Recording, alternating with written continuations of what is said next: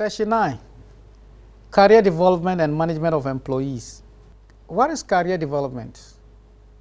Career development is the planning of a person's future career within an organization in order to maximize his or her contribution to the organization and the fulfillment of his or her own potentials. It is the process by which employees progress through a series of stages, each characterized by a different set of developmental tasks, activities, and relationships. Career development is also important for companies to create and sustain a continuous learning environment. In fact, career development remains one of the established focal points of human resource development efforts. What is the organization's role in establishing a favorable context for career development?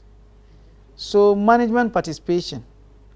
First, management must provide, the organization must provide top management support. Then, provide collaboration between line managers and HR managers, and train management personnel. In setting the goals, there should be planned human resource strategy, changing HR policies, that is by providing for job rotation, provide outplacement services, announcing the program, that is explain its philosophy. Stages of career development. Stage 1, that is preparation for work. This normally takes place from age 0 to 25. In fact, actually between 18 to 25, when people might have come out of the universities. So in this situation, develop occupational self-image, assess alternative occupations, develop initials, occupational choice, pursue necessary educations, and so on. Stage 2, that is organizational entry. And this deals with also 18 to 25 and above. At this level, for instance, they obtain job offers from desired organization, select appropriate job based on complete and accurate information. And stage 3, that is the entering career. So at this level, that is from ages 25 to 40, for example, people learn jobs, they learn organizational rules and norms, fit into chosen occupation and organizations, they increase competence and pursue goals. Stage 4, that is mid-career. And normally that is between the ages of 40 to 55. So people reappraise early careers and early childhood, adulthood goals, reaffirm or modify their goals, make choices appropriate to middle adult years, and remain productive. Then the last stage, stage 5, that is late careers, normally ages of 55 up to retirement age. At this level, they remain productive in work, maintain self-esteem, prepare for effective retirement. So, are there concepts in career development? Yes. The concepts in career development include 1, the career expectations. And career expectations are the rewards that a person expects from his or her future career. So everybody has an expectation in building up his or her career. 2, career goals. These include achievements, targets that people aim for in pursuing their careers. So career ladders. That is the recognized routes of promotions and advancement within an organization.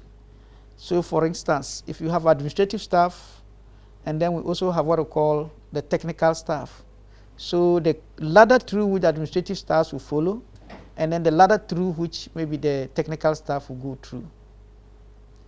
Then career patterns.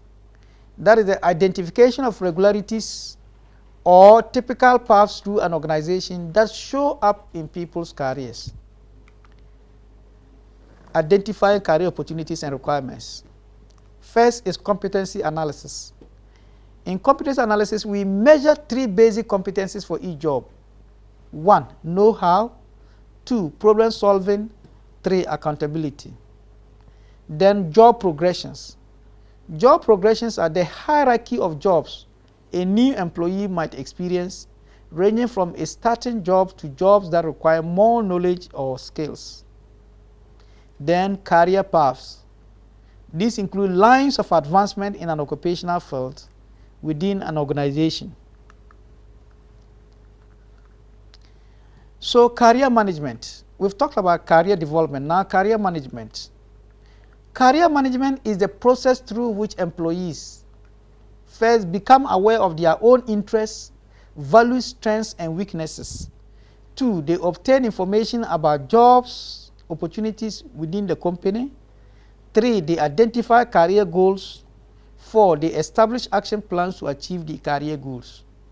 So career management is important from both the employee's perspective and the company's perspective. What are some of the successful career management practices? First of all, placing clear expectations on employees. So organizations must place clear expectations on employees. 2, giving employees the opportunity for transfer so that they could move to other places and determine whether that is where their career best suits or not.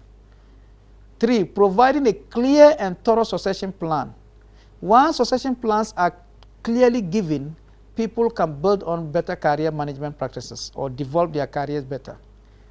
4, encouraging performance through rewards and recognitions. 5, giving employees the time and resources they need to consider short and long-term career goals. 6, encouraging employees to continually assess their skills and career directions. So, internal barriers to career advancement.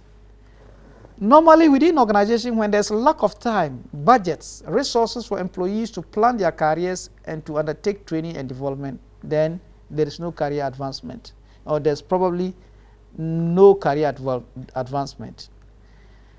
2, rigid job specifications. That's lack of leadership support for career management and a short-term focus.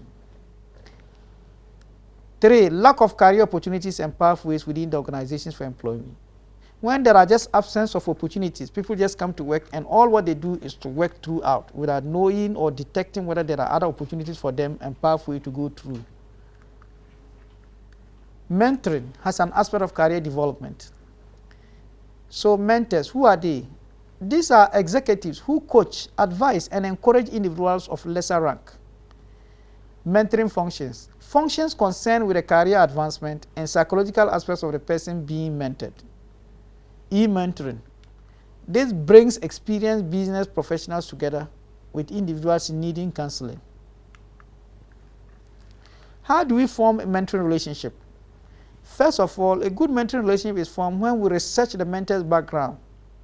When you make contact with a mentor and you request help on a particular matter. 4th, consider what you can offer in exchange. Ask to meet on an ongoing basis.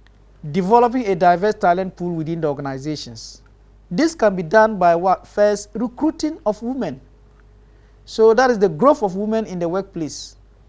Increase in females in management roles. Stereotyping and gender conflicts, for instance, can be disbanded. And second, recruitment of minorities also. Apart from recruitment of women, recruitment of minorities. This includes educational and societal disadvantages, retention in organizations, and affirmative action. The glass ceiling. The glass ceiling can be described as an artificial barrier based on attitudinal organizational bias that prevent qualified women from advancing upward in their organizations into management level positions, eliminating women's barrier to advancement. This can be done through development of women's networks so that they learn from each other, online e-mentoring for women, diminishing stereotyping of women, especially particular jobs, the presence of women in significant managerial positions to help others. So career development and career planning are two very important things in developing management and employees. And I refer you to session/9 to take a look at them and then also do the reading. Thank you.